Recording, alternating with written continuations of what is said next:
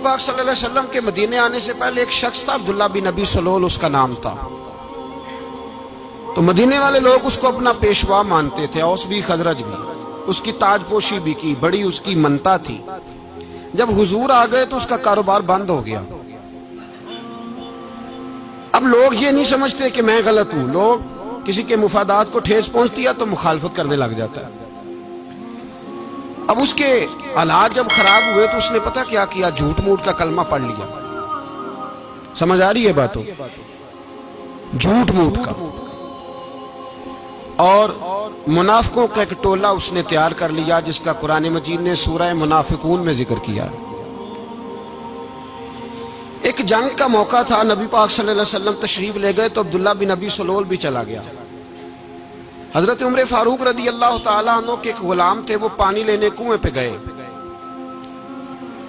ادھر سے انصار میں سے، چونکہ حضرت عمر کے غلام مہاجر تھے، انصار میں سے ایک شخص پانی لینے پہلے سے آیا ہوا تھا۔ پانی بھرنے میں کوئی اختلاف ہو گیا، جھگڑا ہو گیا، مار کٹائی تک نوبت آ گئی۔ حضرت عمر کے غلام نے کچھ چیز مار دی، اس شخص کو زخمی ہو گیا۔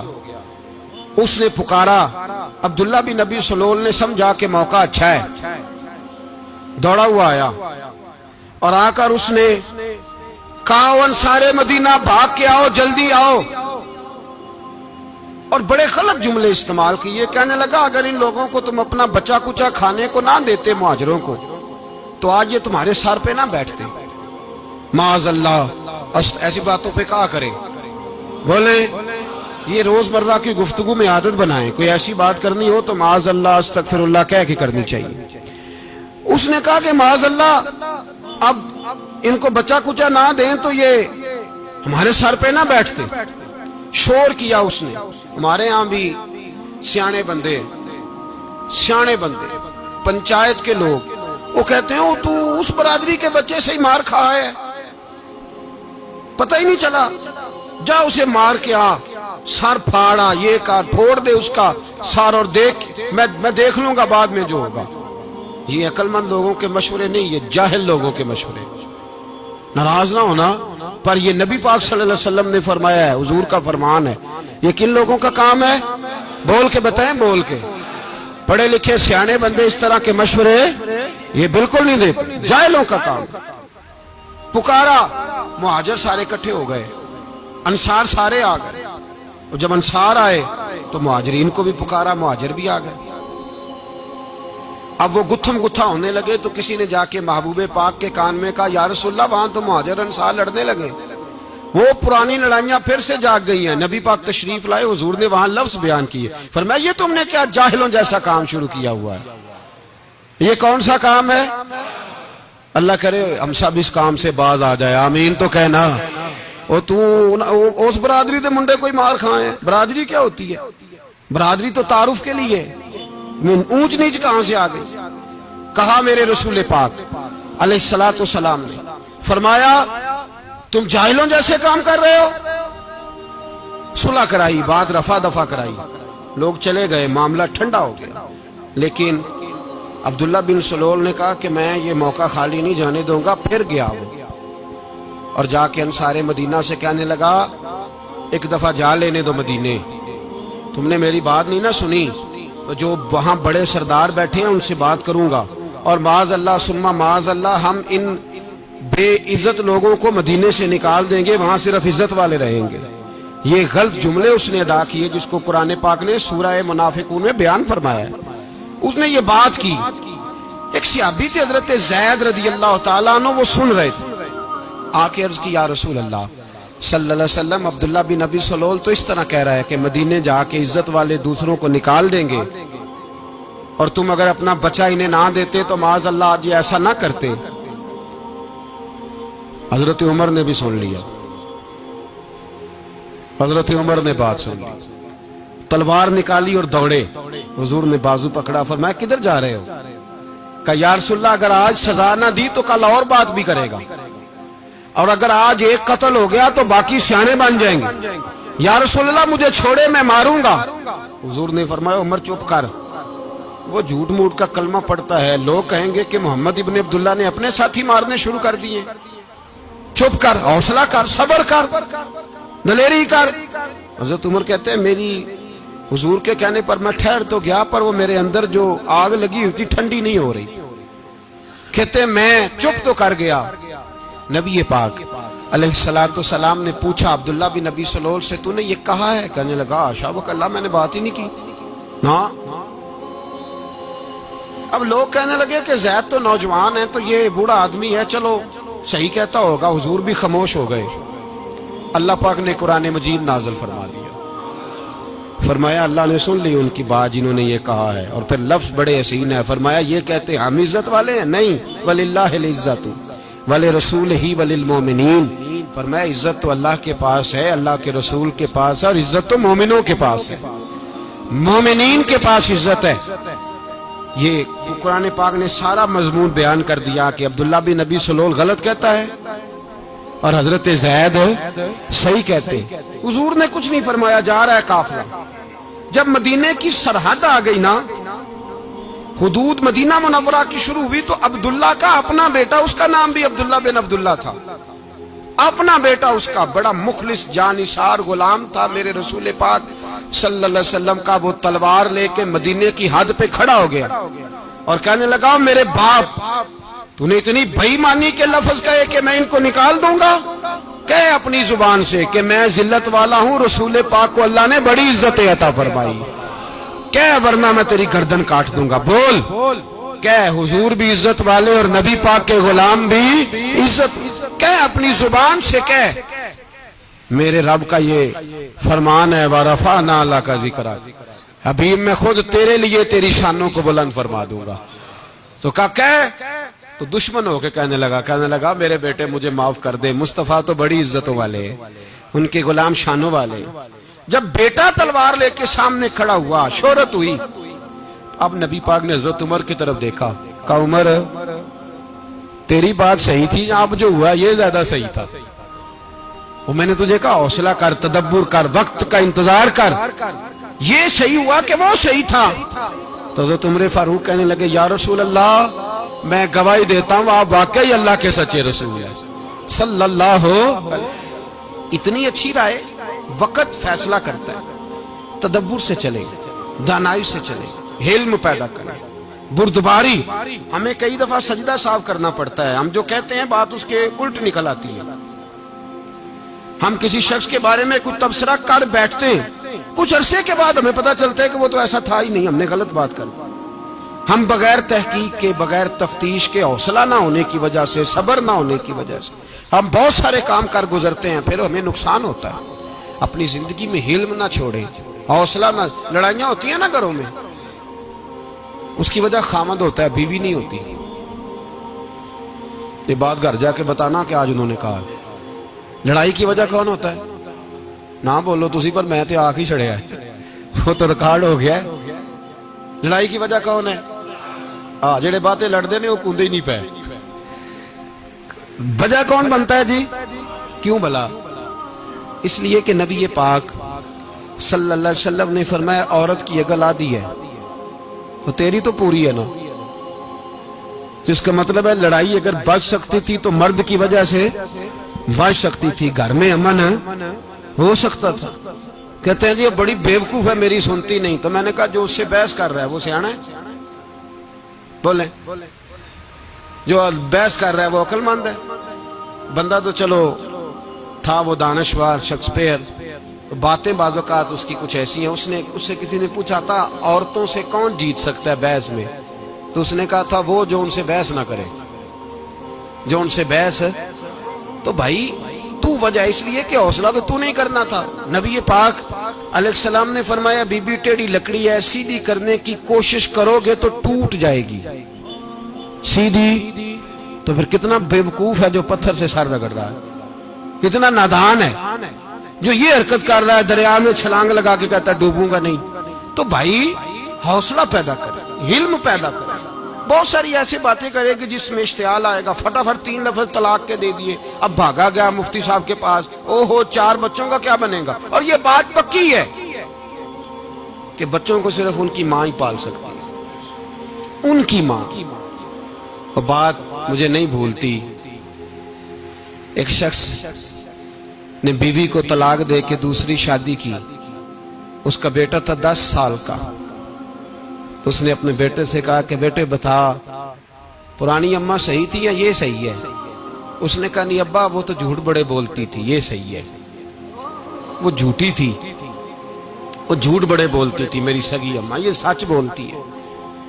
اس نے کہا وہ کیسے؟ کہنے لگا اس لیے کہ میں کوئی شرارت کرتا تھا تو میری سگی اماں مجھے تھپڑ مارتی تھی اور کہتی تھی تجھے روٹی نہیں دے رہی، جا دوڑ جا گھر سے. تو میں دوڑ جاتا تھا تو جھوٹ بولتی تھی نہیں دینی، پھر آدھے گھنٹے کے بعد مجھے ڈھونڈنے لگ جاتی تھی، ڈھونڈ کے لاتی تھی، پھر میری منت کرتی تھی، پھر مجھے کہتی تھی نہ مجھے ستایا کر، پھر میرا ماتھا چومتی تھی، پھر میری مرضی کا کھانا بنا کے دیتی تھی، پھر میرے منہ میں لقمے ڈالتی تھی. جھوٹی تھی، پہلے کہتی ہے نہیں دینی پھر پیچھے بھاگتی ہے. یہ سچی ہے، میں شرارت کرتا ہوں تو تھپڑ مار کے نکالتی ہے، پھر میں منتیں کرتا ہوں پر روٹی نہیں دیتی، پیر پکڑتا ہوں نہیں دیتی. سچ بولتی ہے، اپنی بات پہ ڈٹ جاتی. او بھائی بچے اس کی ماں ہی پال سکتی ہے، تو نے 3 جملے کہتے سوچا ہی نہیں، تیرا کا گیا تو یہ تو نئی بیوی ملے گی، اور اس کا بھی کیا گیا، اس کو بھی شاید شوہر مل جائے. ان پھولوں کی پرورش صرف ان کا مالی کر سکتا ہے، دوسرا کر سکتا تو نے حوصلہ ہی نہیں کیا. ٹھیک ہے غلطی بیوی کی تھی پر تو مرد تھا نا، تیرے پاس تو دلیری تھی. فٹافٹی 3 طلاق کے جملے کہہ دیے. اور میرے رسول پاک علیہ السلام نے فرمایا جائز کام بڑے ہیں پر طلاق جائز تو ہے پر میرے رب کو پسند نہیں، اللہ کو پسند. تو نے مالی بگا دیا جس نے تیرے گھر کا باغ سینچنا تھا. تو بھائی یہ حوصلہ نہیں، درجنوں طلاقیں، 20 کیس، اور ابھی وہ شادی کے پورے کپڑے نہیں پہنے تو طلاق پہلو. اس کی وجہ یہ کہ حوصلہ نہیں، صبر نہیں، رضا نہیں، ہم احساس نہیں کرتے. اگر تو یہ سمجھ جائے کہ بس اللہ نے جو میرے لیے بہتر سمجھا مجھے دے دیا، صحیح ہے میری آزمائش ہے کیا ہے کچھ ہے، جو اس نے بہتر سمجھا مجھے اس نے، پھر تو سکھی ہو جائے، تیرے لیے جینا آسان ہو جائے، پھر تو بہت ساری پریشانیوں سے آزمائشوں سے دور ہو جائے. میرے نبی پاک علیہ السلام نے ہمیں حوصلہ کرنے کا حکم دیا، دلیری. 2-3 سال شاید پچھلے سال یا اس سے پچھلے سال حج کے موقع پہ نا ہمارے پاکستان میں تو بڑے بڑے انوکھے واقعات ہوتے ہیں نا، سننے سے کیا میں کہتا ہوں وہ عبرت کے لیے ہوتے ہیں. جعلی ویزے لگوا دیے حج کے کسی ایجنٹ نے، اللہ کے مہمانوں کو بھی لوگ لوٹ لیتے ہیں، معاذ جعلی ویزے لگوا دیے. اور مزے کی بات یہ ہے کہ پاکستانی ایئرپورٹ سے گزر بھی گئے وہ ویزے والے، اور احرام باندھے لوگ جدے پہنچ گئے. 4 آدمی تھے، انہوں نے ویزا دیکھا تو کہا نکلی، آپ کو واپس جانا پڑے گا. اگلی فلائٹ سے وہ لوگ واپس آئے. آپ مجھے بتائیے ان کی جب وہ چھوٹے چھوٹے کلپ آئے، میڈیا نے ان کی باتیں سنی تو ان کے آنسو نہیں تھمتے تھے. ایک آدمی احرام باندھ کے گیا ہے، معمولی سمجھتے ہیں آپ؟ میرے جیسا غریب آدمی کبھی اس نے ارادہ کیا اور مدینے جانے کا لیٹ ہو جائے تو کلیجہ پھٹنے کو آتا ہے. کچھ مجبوریاں پیروں میں آ جائے، نہ جا سکے تو پتہ نہیں کتنی توبہ کرنے کو دل کرتا ہے کہ کہیں غلطی تو نہیں ہو گئی، کوئی ایسی بات تو نہیں نکل گئی. یقین کریں طبیعت پریشان ہو جاتی، یار کوئی ایسا کام تو نہیں ہوگا جس کی وجہ سے یہ بات ہوئی. 4 آدمی لوٹ آئے، حالات خراب ہو گئے، لوگ رو رو کے قصے سناتے تھے. لیکن میرے رسول پاک علیہ السلام کا حوصلہ دیکھو. حضور کعبے کا بھی کعبہ، حضور مالک، حرم کے مالک مطلق، جن کے صدقے اللہ نے کعبہ کو بیت اللہ بنایا. حاجیو آؤ شہنشاہ کا روضہ دیکھو، کعبہ تو دیکھ چکے اب کعبے کا بھی کعبہ دیکھو. حضور 1400 صحابہ کو لے کے گئے عمرہ کرنے. مقام حدیبیہ پر پہنچے تو کافروں نے روک لیا، ہم عمرہ نہیں کرتے. تو اور میں خادم اور جو وارث و مالک ہیں 1400 صحابہ، ہم نہیں عمرہ کرنے دیتے، واپس جائیے. صلح لکھی جا رہی ہے. صلح کی شرطیں کیا ہیں؟ مکے سے کوئی آدمی غلطی سے بھی مدینے چلا گیا، مکے کا آدمی، تو مسلمان اگر ان کے ظلم سے تنگ آ کے، مکی مسلمان کافروں کے ظلم سے تنگ آ کے مدینے چلا گیا تو مدینے والے واپس کریں گے. اور اگر مدینے سے کوئی شخص غلطی سے بھی مکے چلا گیا تو مکے والے واپس نہیں کریں گے. اتنی سخت شرائط. حضرت عمر غصے سے کانپنے لگے, صحابہ پریشان ہیں, پر میرے رسول پاک نے صبر دکھایا, حوصلہ, تدبر. یہ تدبیر ہے, صبر ایک بہترین تدبیر ہے, اگر کوئی اپنائے تو بہترین طریقہ ہے. حضور نے فرمایا ہمیں منظور ہے, صلح کرو. اور اتنا سخت حکم ہے, کہنے لگے 1400 احرام والے واپس جائیں, بعد میں آنا, اس وقت نہیں عمرہ کرنے دیں گے. میرے نبی پاک علیہ السلام, مجھے بتاؤ, مجھے اور آپ کو دکھ ہوتا ہے تیاری ہو تو پروگرام رہ جائے, تو اگر احرام باندھا ہو اور اللہ کے رسول نے بندھوایا ہو تو حضور واپس لوٹنے لگے تو کتنی تکلیف کی بات ہے. حضور نے فرمایا چلو آئندہ آئیں گے. معاہدہ لکھا جا رہا ہے, حضرت علی معاہدہ لکھ رہے ہیں. لکھو محمد الرسول اللہ صلی اللہ علیہ محمد الرسول اللہ صلی اللہ علیہ وسلم اور قریش مکہ کے بیچ معاہدہ. یہ تحریر لکھی جا رہی تھی تو ابو سفیان بول پڑا, کہنے لگا جی ہم محمد الرسول اللہ نہیں نکلنے دیں گے معاذ اللہ, یہی تو ہمارا جھگڑا ہے. اگر آپ کو رسول اللہ مان لیا تو پیچھے رہ کیا گیا, محمد ابن عبداللہ لکھے. حضور نے حضرت علی سے فرمایا رسول اللہ کاٹ کے محمد ابن عبداللہ لکھو. حضرت علی لکھ رہے تھے, محمد رسول اللہ لکھا تھا, فرمایا رسول اللہ کاٹ کے محمد ابن عبداللہ لکھو. تو حضرت علی کہنے لگے حضور مجھے یہ لفظ کاٹنا نہیں آتا, حضور مجھے یہ لفظ کاٹنا. کسی صحابی نے اعتراض نہیں کیا کہ لکھنا آتا تھا, کہا مجھے کاٹنا. حضور نے دوبارہ کہا علی کاٹ دو. کہا یا رسول اللہ مجھے یہ لفظ کاٹنا نہیں آتا. میرے حبیب نے تیسری دفعہ کہا علی کاٹو. تو شیر خدا نے قلم چھوڑا, ہاتھ باندھے اور کھڑے ہو کہنے لگے محبوبہ مجھے تیرے قصیدے لکھنے آتے ہیں, کاٹنے کوئی نہیں آتے. میں مجبور ہوں, مجھ سے نہیں ہوتا. کوشش کرتا ہوں, نہ قلم اٹھتا ہے نہ ہاتھ چلتا ہے. میرے حبیب پاک نے قلم پکڑا اور لفظ رسول اللہ خود کاٹ کے محمد ابن عبداللہ کرایا. بھائی وقت گزر گیا, صلح ہو گئی.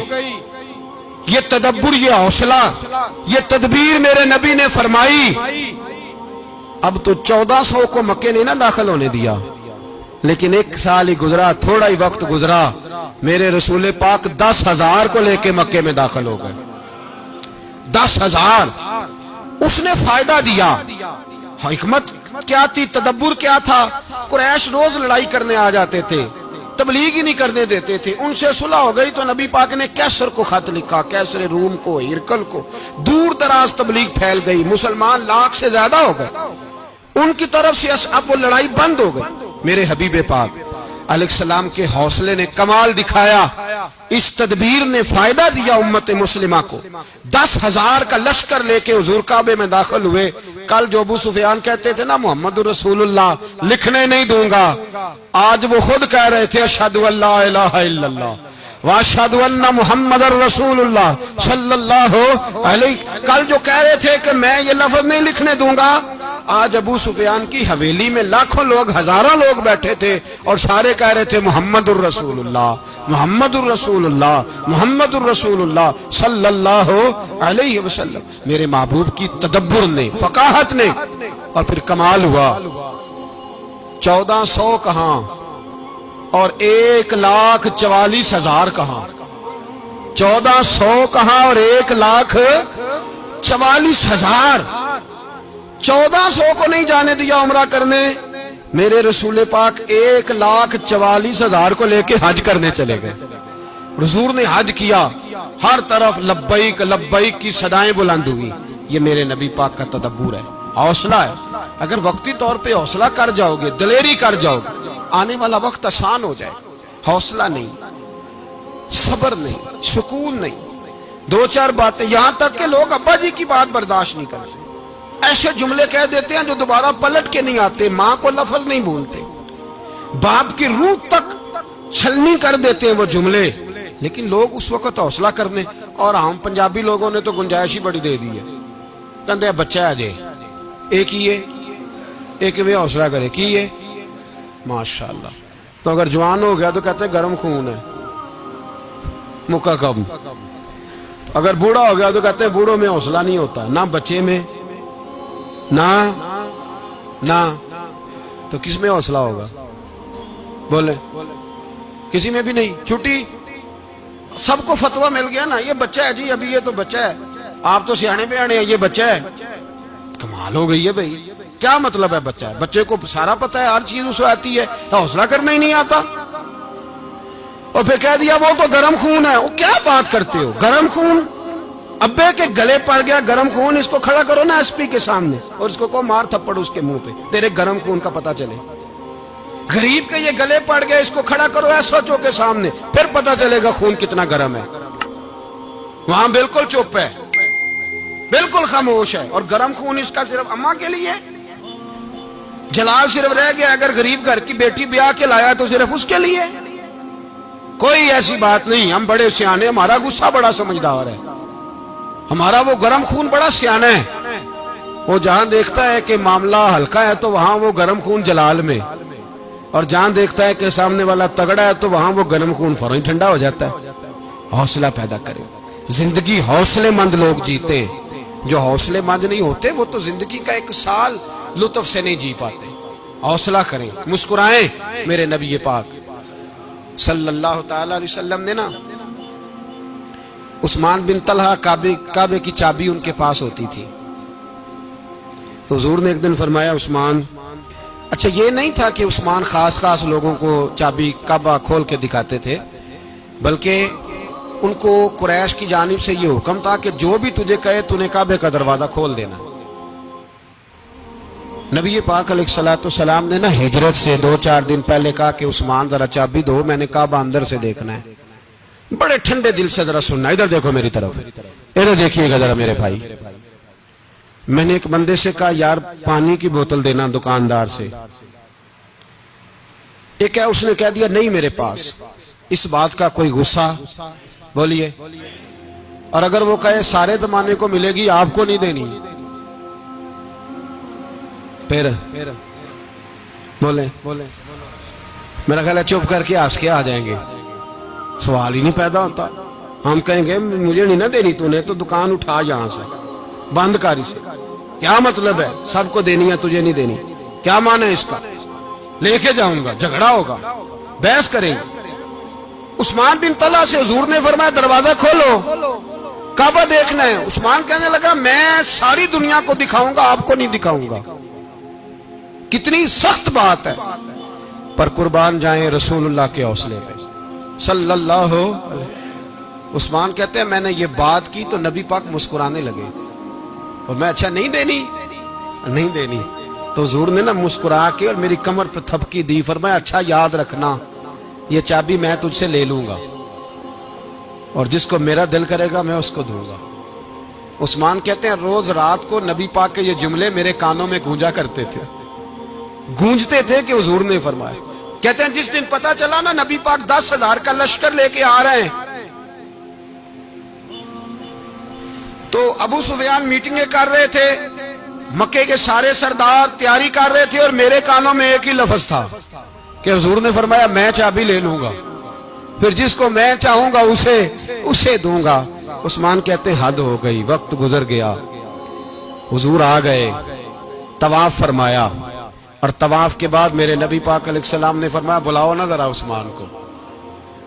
عثمان کہتے ہیں میں چابی لے کے آیا تو دوسرا جملہ کوئی نہیں. ساڑھے نا کوئی بندہ مشورہ دے وہ نہ منیے, تے جے کام مونجو ہو جائے نا, جن جو نے مشورہ دیتا سی تے وہ نال ہی غوث پاک بن جاندا ہے. تینوں آکھیا سی نا, فوراً ہی داتا علی اجویری ہو جاندا ہے. وہ کہندے تینوں پتہ نہیں میں کڈا ولی اللہ, تینوں میں آکھیا سی نا انج نہ کر, اور بندہ پریشان ہوتا ہے کام الٹ ہو گیا, اور لاگوں آکھی جاندا ویکھو جی میں تے تانوں پہلوں ہی آکھیا سی. جی عجیب بات ہے, شیخ چلی کی طرح پیچھے پڑ جائے گا, میں نے تو پہلے ہی کہا تھا. او بس کر یار, اب تو خواجہ معین الدین اجمیری ہو گیا, بس کرو. مشورہ ہی ہوتا ہے, کسی کا مل جاتا ہے اور کسی کا نہیں لیا جاتا. فوری طور پہ بندہ اٹھ کے نا تو ولایت کی 4تھی سیڑھی پہ چڑھ جائے گا, کہے گا میں تو اب دالے وقت ہوں, میں کتب دورہ ہوں, میں نے تجھے کہا نہیں تھا. اب بس کر یار, کئی دفعہ مشورے صحیح ہوتے ہیں, کئی دفعہ صحیح. بولیے نبی پاک صلی اللہ علیہ وسلم کی احد کے دن خواہش یہ تھی کہ اندر رہ کے لڑنا ہے. جوان صحابہ نے کہا باہر جا کے لڑائی کرنی ہے, حضور نے باہر جا کے جنگ کی. بظاہر مسلمانوں کو شکست ہوئی, حضور نے ایک دفعہ نہیں کہا کہ میں نے تمہیں کہا نہیں تھا اندر رہنا ہے, بس ہو گیا جو ہو گیا. اب اس میں فٹافٹ اگلے کو حوصلہ دو، کوئی عرض نہیں یار.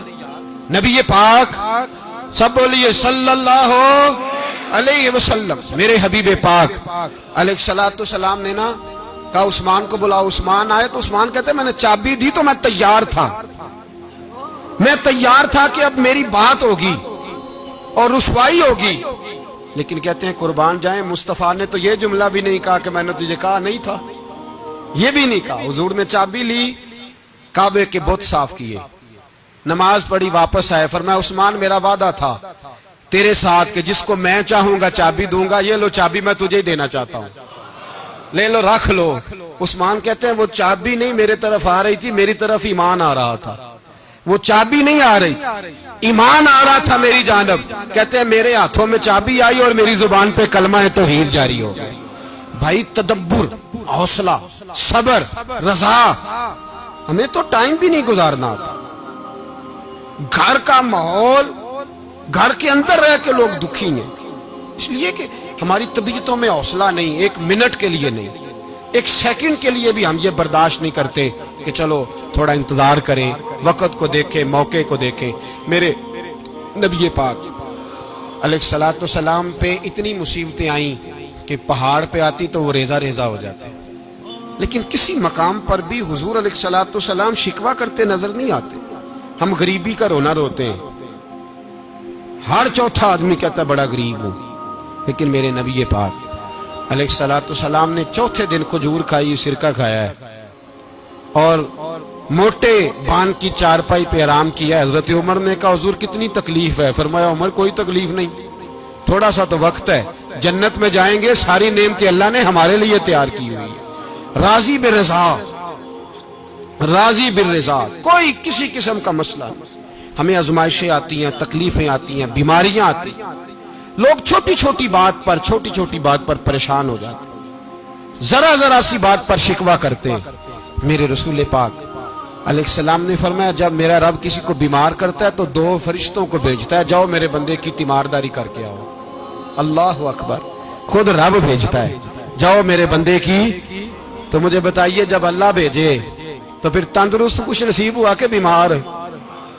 جی تندرست پھر خوش نصیب کون ہوا؟ میرے نبی پاک صلی اللہ علیہ وسلم نے فرمایا رب 2 فرشتے بھیجتا ہے، فرماتا ہے پتہ کر کے آؤ میرے بندے کا اس کا کیا حال ہے، حالانکہ اللہ سارا ہی جانتا ہے. فرشتے آتے ہیں، واپس جاتے ہیں، رب کریم پوچھتے ہیں بتاؤ میرا بندہ کیا کہتا تھا؟ اللہ تجھے سارا ہی پتہ ہے، پر ہم سے پوچھتے تو بتا دیتے ہیں. وہ یہ کہتا تھا کہ میں اپنی رب کی رضا پہ بڑا ہی راضی ہوں. وہ تیری حمد کر رہا تھا، تیری تعریف کر رہا تھا، تیرا شکر کر رہا تھا، تیرے لیے کلمات حمد بیان کر رہا تھا. تو میرے نبی پاک علیہ السلام فرماتے ہیں، اللہ فرشتوں سے فرماتا ہے سنو پھر اگر میں اپنے بندے کو اس بیماری میں شفا دوں گا تو اس تندرستی سے زیادہ اچھی تندرستی دوں گا جو پہلے اسے عطا کی ہوئی تھی، پہلے سے اچھی صحت دوں گا. اور اگر اسے اس بیماری میں موت دوں گا تو پھر مرتے ہی اس کے لیے میں جنت کا فیصلہ فرما دوں گا. بھائی جب تو راضی بالرضا رہتا ہے، راضی بالرضا، بڑی سادی سی بات ہے بھائی. آپ گھر گئے روٹی مانگی تو اگر کسی نے کہا نا کہ اتنی تھکاوٹ ہے ٹائم پہ آیا کریں اس وقت، تو روٹی تو وہ بھی مل گئی پر اس میں لذت، وہ سکون نہیں، وہ سکون نہیں. میری اماں جی سالن پکا کے رکھ لیتی تھی تو روٹی جب بھی کوئی مانگتا تھا تو تازی بنا کے دیتی تھی، ان کی طبیعت تھی. تو میں اکثر ان سے کہتا کہ اماں جی پکا کے رکھ دیا کرو. تو کہتے تمہیں خوشی نہیں ہوتی جب تمہاری اماں تازی پکا کے دیتی ہے؟ خوشی ہوتی ہے، طبیعت میں خوشی ہوتی ہے. ان کا مزاج تھا، ذوق تھا، تو ہم سمجھتے تھے یار یہ بڑی سعادت کی بات. تو آپ گھر گئے رات کو تو گھر والوں سے کہا روٹی، تو فوراً اٹھے فوراً، اور انہوں نے کھانا تازہ بنایا اور ساتھ یہ بھی کہا باہر سے نہ کھایا کرے بندہ بیمار ہو جاتا ہے. کتنی ٹھنڈک پہنچتی ہے آدمی کے دل کو، سکون ملتا. تو بھائی بیماری تو آپ نے کاٹ لی لیکن ساتھ کہو ہو بڑا بیمار ہوں، میں نے تو اتنے گناہ بھی نہیں کیے، ظلم بھی نہیں کیا، کسی کو کچھ بھی. اب بیماری تب بھی کٹ گئی پر بڑی آزمائش، مریض ڈاکٹر کے گلے پڑ رہا ہے، اس کے لواحقین جھگڑے کر رہے ہیں، بیماری وہ بھی کٹ گئی. اور ایک بیمار وہ ہے جو چارپائی پہ لیٹا ہے اور کہتا ہے جس طرح میرا اللہ راضی اسی طرح میں بھی راضی. تو بیماری اس کی بھی کٹ گئی. حضرت یونس علی نبینا علیہ الصلوۃ والسلام نے ایک دن حضرت جبریل امین ملنے آئے تو جناب یونس علیہ السلام کہنے لگے اے جبریل، اللہ کے نیک بندوں میں جو اللہ کو اس وقت سب سے زیادہ پسند ہے نبیوں کے بعد، توجہ کرنا بات پر، جو سب سے زیادہ اللہ کو پسند ہے نبیوں کے بعد ولیوں میں، اور سب سے زیادہ اللہ جس کو اللہ کی بارگاہ میں عبادت گزار لکھا جاتا ہے، میری اس بندے سے ملاقات کرا۔ تو حضرت جبریل نے جناب یونس علیہ السلام کو ساتھ لیا تو ایک شخص کے پاس پہنچے جو آنکھوں سے اندھا تھا، دونوں ہاتھ اس کے سلامت نہیں تھے اور پورے جسم میں پیپ جاری تھی، ریشہ تھا۔ جب جا کے السلام علیکم کہا نا حضرت یونس نے، اس نے وعلیکم السلام کے بعد پہلا لفظ پتہ کیا کہا؟ اس نے کہا یا اللہ تیرا شکر ہے، یا اللہ تیرا، آپ بھی ادا کریں اللہ کا شکر، یا اللہ تیرا، اللہ تیرا شکر ہے۔ تو حضرت یونس علیہ السلام کہنے لگے تو شروع سے اس طرح کا ہے، نابینا بھی اور ہاتھوں سے معذور بھی اور سارا جسم شروع سے؟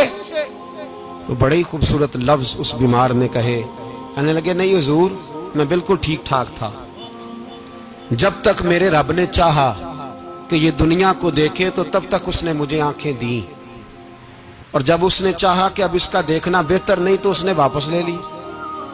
تو یا اللہ تیرا شکر ہے، اللہ تیرا شکر ہے۔ پھر کہا جب تک اس نے چاہا کہ میرے ہاتھ رہے تب تک رہے، جب اس نے چاہا کہ میرے لیے بہتر نہیں تو اس نے لے لیے، تو یا اللہ تیرا شکر ہے۔ جب تک اس نے چاہا کہ میرا جسم صحیح و سلامت رہے تو رہا، اور جب اس نے چاہا کہ میرے لیے بہتر نہیں تو مجھے بیمار کر دیا، تو یا اللہ تیرا شکر ہے۔ تو حضرت یونس علیہ السلام کہنے لگے جبریل واقعہ یہ اللہ کا سب سے زیادہ شکر گزار بندہ ہے، سب سے زیادہ عبادت گزار بندہ ہے، سب سے زیادہ۔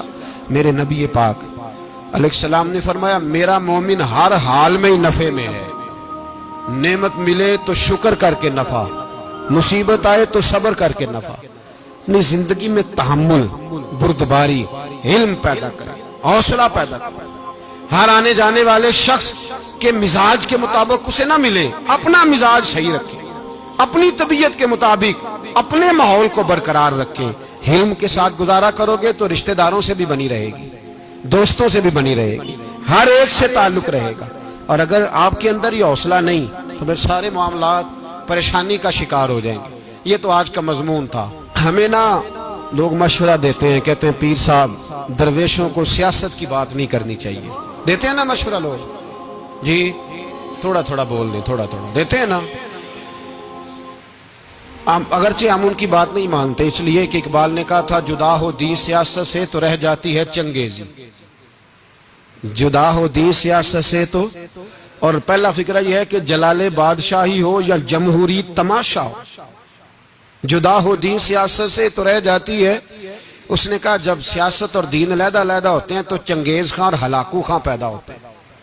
سیاست جب تک مسجد کے اندر رہتی ہے تب تک پاک صاف رہتی ہے، وہ گندی ہوتی تب ہے جب مسجد سے نکل جاتی ہے۔ حضرت علی کے زمانے تک مسجد میں رہی، پاک صاف رہی، یزید باہر لے گیا تو گندی ہو گئی، حضرت عمر بن عبدالعزیز دوبارہ مسجد میں لے آئے تو پھر پاک ہو گئی۔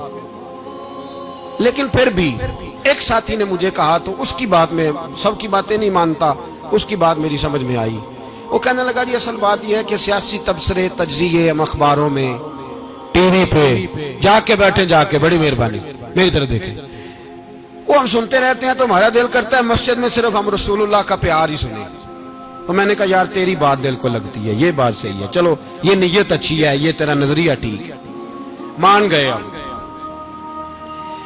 میں چلا گیا دکاندار کے پاس اور میں نے اس کو جا کے کہا کہ گاڑی کا انجن کھولو، اس طرح کرو، اس طرح۔ اس نے کہا مولانا آپ جا کے نا گھر تو فقہ کی کتاب کھولیں، اس لیے کہ گاڑی کے انجن کے بارے میں آپ کو معلومات، یہاں اگر آپ نے یہ کام کرنا ہے تو اس کو پڑھیں، کسی استاد کے پاس ورکشاپ پہ آئیں، آپ کے ہاتھوں کو، منہ کو، چہرے کو مٹی لگے، دھواں لگے، گریس لگے، پھر آپ کو پتہ چلے گا انجن کیسے کھلتا ہے۔ صحیح کہہ رہا ہوں؟ نہیں صحیح کہہ رہا؟ دعا گلا تو یہاں کر چڑی جائے، صحیح کہہ رہا ہوں جی؟ اگر مولوی کو اجازت نہیں سیاست کی بات کرنے کی، اور مولوی کو اجازت نہیں کہ انجن کی بات کرے، تو سیاستدان کو اجازت ہے دین کی بات کرنے کی؟ یہاں تو وہ آئے نا مدرسے میں پڑھے، پورا دین حاصل کرے، پھر وہ بولے تو پھر تو ٹھیک ہو گیا، لیکن جب اسے سورۃ اخلاص بھی سیدھی نہیں آتی تو فتوے دینے کی اس کو ضرورت ہے کوئی؟ بولے نا یار، کیوں چھیڑتے ہیں سیاست؟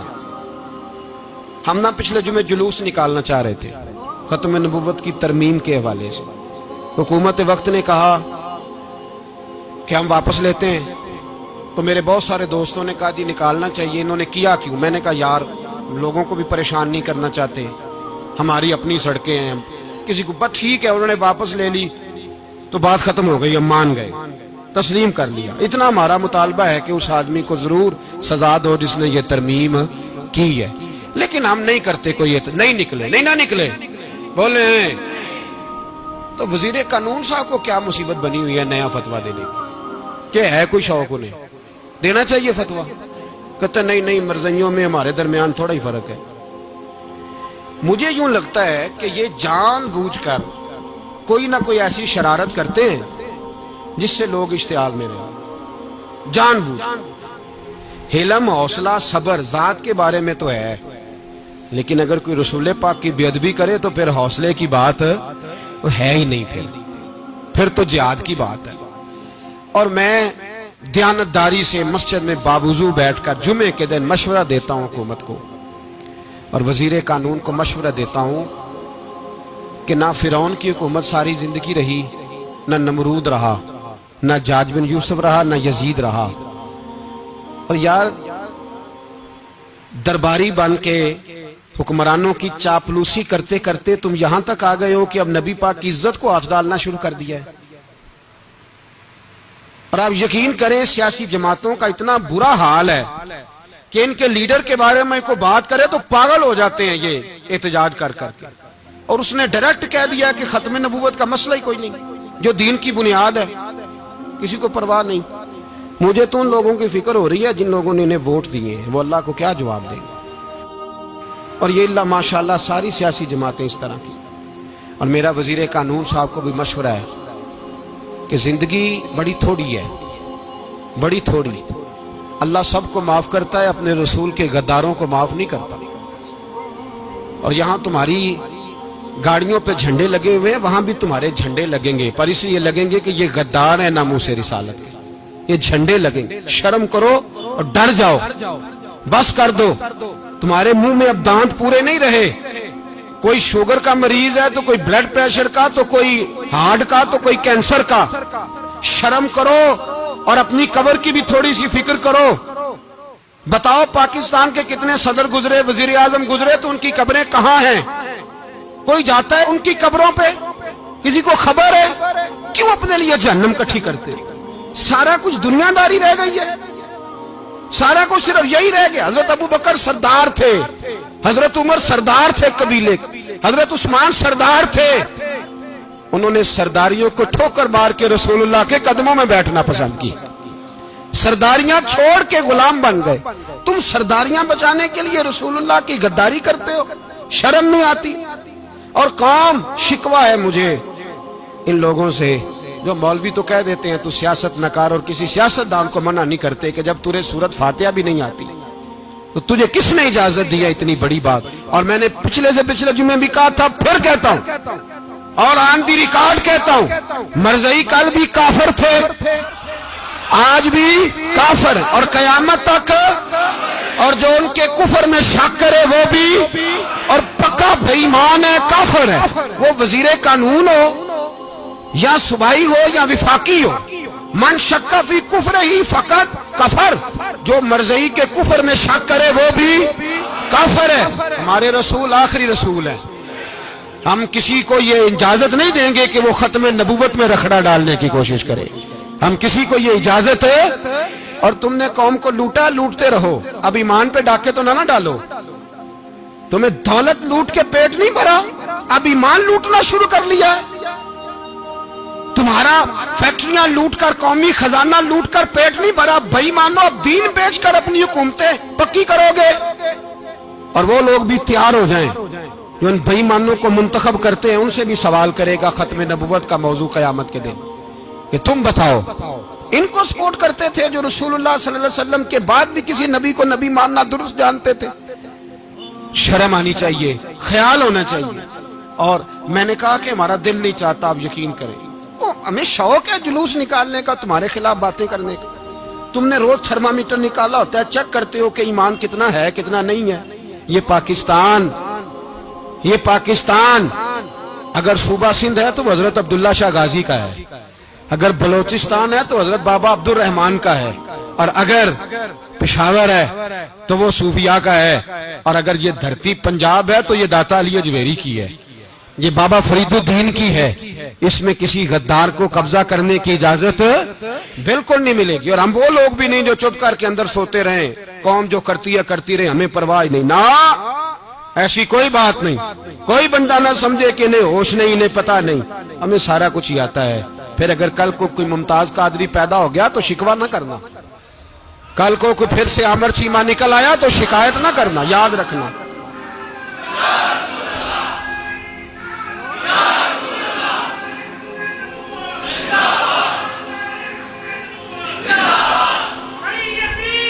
تو میرے بھائی کھل کے بولے یا نبی رسول کے وہ صلی اللہ۔ تو یہ مشورہ،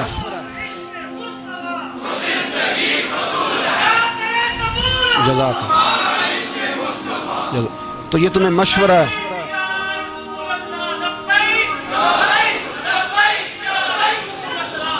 میری بات سنیں، یاد رکھیں، یہ لوگ بعد میں پچھتاتے ہیں، پھر مناظرے کراتے پھرتے ہیں، اس نے صحیح کیا کہ غلط کیا، پھر انہیں ہوش آتی ہے بعد میں، پھر ان کے حواری نکل نکل کے میدانوں میں دلیلیں دیتے ہیں۔ اس لیے ہمارا مشورہ ہے انہیں کہ یہ اپنی حد میں رہیں، اور جو کام تمہارے ذمہ، میں نے کہا نا تم نے بڑا لوٹا، یہ قوم روز تمہیں موقع دیتی ہے لوٹنے کا، یہ موقع دیتی ہے، تو تم نے دولت لوٹ کے پیٹ نہیں بھرے، اب ایمان لوٹنے کے چکر میں آ گئے ہو۔ یاد رکھو، مسلمان گناہگار ہیں، غدار نہیں ہیں۔ تمہیں دولت لوٹنے کا تو شاید موقع مل گیا ہے، پر ایمان لوٹنے کا موقع نہیں ملے گا، تو اس لیے اس کو لگام دو۔ اور ویسے بھی کتا جو پالتو ہوتا ہے نا، اس کو گھر کے اندر سنگلی سے باندھ کے رکھنا چاہیے۔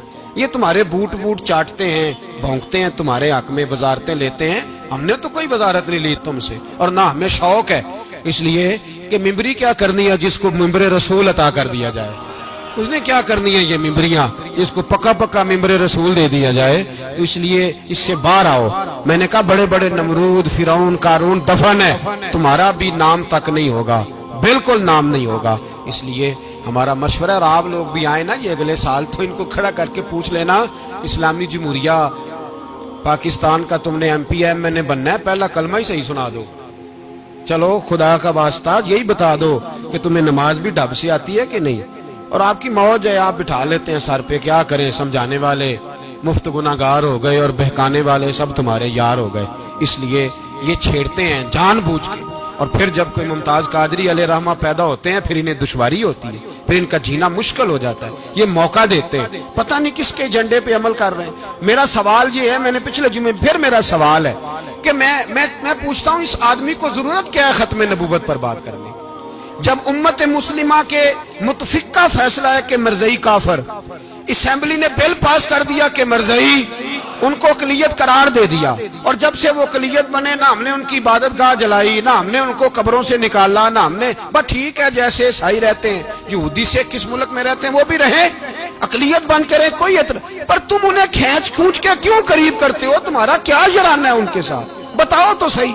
ان لوگوں سے ان کو چاہیے اپنے منہ میں لگام ڈالیں، اور اگر نہیں ڈالیں گے پھر انشاءاللہ ڈالی جائے گی، اور بڑی تگڑی ڈلے گی، اور پھر ایسی ڈلے گی ایسی ڈلے گی۔ سلمان تاثیر جب مرا تھا نا تو 5-5 لاکھ روپیہ مولویوں کو آفر کی جنازہ پڑھاؤ، 5-5 لاکھ روپیہ چھوٹے چھوٹے مولویوں کو۔ اور داتا صاحب کی مسجد کے خطیب بھی صوبائی جو تھے وہ خطیب تھے، ملازم تھے، انہوں نے کہا کہ ایمان نہیں بیچنا، نکالنا نوکری سے تو نکال دو۔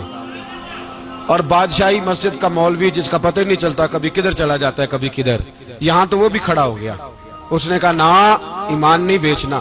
گورنر ہاؤس کی مسجد کا امام کہنے لگا کہ بخشا جانا نہ جانا یہ تو رحمت الہی کا معاملہ ہے، پر اتنا گندا جنازہ نہیں پڑھنا، اتنا گندا جنازہ نہیں ہم پڑھیں گے، مرنے کے بعد تمہارے جنازے نہیں پڑھے جاتے، تمہاری قبریں خراب ہوتی ہیں، کدھر ہیں تمہاری دولتیں؟ اور وہ مولوی آج تک پتہ ہی نہیں کدھر گیا جس نے اس غلیظ کا گندا جنازہ پڑھایا. تو بھائی اپنی قبر حشر کو جب جہاں تمہارے جنازے نہیں پڑھے جا رہے تو وہاں تمہارا کیا حال ہوگا. اس لیے ان لوگوں کو چاہیے کہ اپنی زندگی اس طرح گزاریں کہ کچھ نہ کچھ منہ لے کے سرور کائنات کے پاس چلے جائیں، ورنہ ایسا نہ ہو کہ یہاں بھی پھٹکار اور وہاں بھی پھٹکار. اس لیے ہمارا مطالبہ ہے حکومت سے کہ شرم کرو اور ایسے بھائی مانوں کو، کالے ناگ جو تم نے بھرتی کی ہوئے ان کو نکالو، اور اگر تعریفیں کروانی ہو، تلوے چٹوانے ہو تو اندر کمروں میں ان سے چٹوا لیا کرو. ان سے کہو کہ یہاں ہماری نوکری کرو، باہر نکل کے رسول اللہ صلی اللہ علیہ وسلم کے دین کے بارے میں گفتگو نہ کرو. اس لیے کہ اللہ تبارک و تعالیٰ نے اس دین کے اندر بڑا حسن اور بڑا جذبہ رکھا ہوا ہے، بڑا وقار ہے. ہمارا مطالبہ ہے حکومت سے کہ ختم نبوت کے مسئلے پر کوئی سیاستدان گفتگو نہ کرے. آپ تائید کرتے ہیں اس بات کی؟ اس پر کوئی سیاستدان کوئی گفتگو. ہمارے پاس بڑے تماشے ہیں سیاست کرنے کو، باقی تماشوں پہ سیاست کرو. یہ رسول اللہ کی ناموس کا معاملہ ہے، یہ چھیڑنے کی تمہیں اجازت ہو؟ مجھے سمجھ نہیں آتی یار، جب بات ختم ہو گئی، اسمبلی نے بل واپس لے لیا، تو صوبائی وزیر قانون کو آخر تکلیف کیا ہے؟ آپ کے پاس جواب ہے کوئی اس بات کا؟ بات ختم ہو گئی، ہم نے جلوس نہیں نکالا، چھوڑ دیا، خاموش ہو گئے. علماء نے میٹنگیں بلائی تھی، کینسل کر دی، ٹھیک ہے جی بات. اب دوبارہ سے کیوں چھیڑتے ہو؟ پھر کہتے ہیں احتجاج ہوتا ہے، شور ہوتا ہے. تم خود ایسی حرکتیں کرتے ہو جس سے افراتفری پیدا ہوتی ہے. یہ ملک رسول اللہ کے نام پہ بنا ہے، اور قیامت تک یہاں وہی ہوگا جو میرے رسول پاک صلی اللہ علیہ وسلم کی رضا ہوگی، اور نبی پاک کے قانون کے خلاف کوئی قانون یہاں چل سکتا؟ اللہ ہمیں سمجھنے کی توفیق عطا فرمائے.